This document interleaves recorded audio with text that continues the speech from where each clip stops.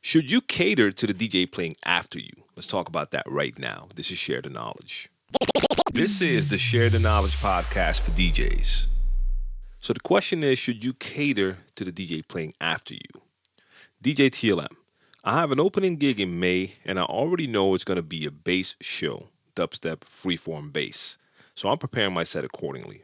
The DJ after me is strictly a house DJ.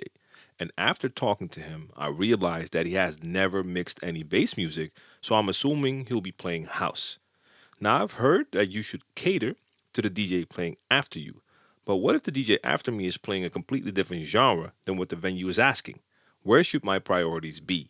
By the way, thanks for everything you do for the DJ community. It's a huge help for rookies like myself. So first off, I think we can assume that this gig is not happening anymore because gigs in May, depending on where you live, most likely those gigs will not be happening. Now, as far as the question, should you cater to the DJ playing after you?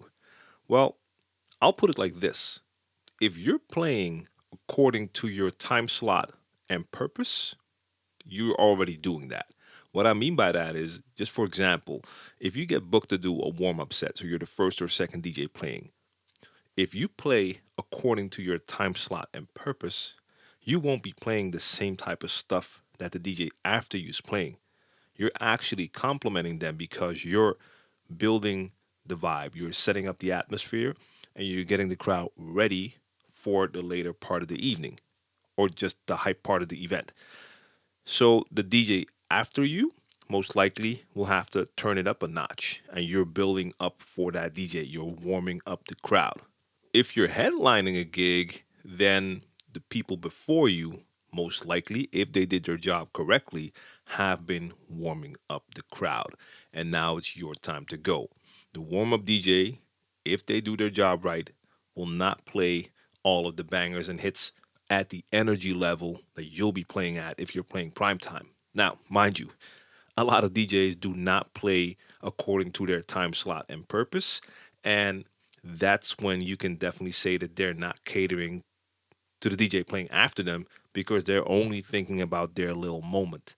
And they're doing a disservice to you, but also to the actual event. Because if the warm-up DJ is already playing all the bangers when they have like 20 people in the venue, it's not setting up the right atmosphere. But in this particular case, it's not just about playing according to your time slot. You're talking about a DJ after you who's playing a totally different genre.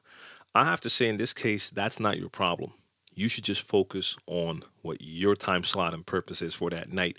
So you know if you're the warm-up DJ or if you're headlining or if you're somewhere in between, you know that. And like you said, you're preparing your set accordingly because you know what you're supposed to play at that event. That's what you should be thinking about.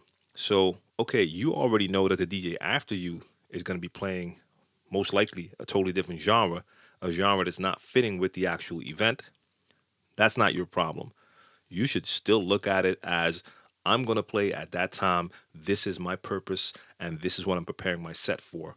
And that DJ has to figure out the consequences. If it is a bass party and that DJ can only play house, either he's going to attempt to play bass and do it wrong, or he's not going to play bass. I guess the promoters won't be too happy with that.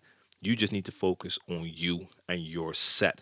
Now, if the other DJ is actually your friend and you've had this conversation, you might want to double check with them if they had a conversation with the promoter. If the promoter is aware of the fact that they have no experience playing bass or that they're not planning to play bass.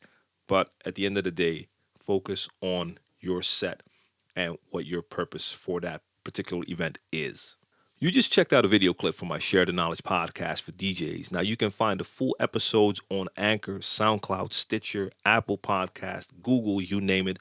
Links are in the description box down below. If you want to check out more of the content on my channel, make sure you subscribe to DJ TLM TV right here on YouTube and activate the notifications so you don't miss out on any of my future content. Check out DJTLM.com for all my links, merch, and all of that good stuff. And again, thanks for watching. Share the knowledge. See you soon. Peace.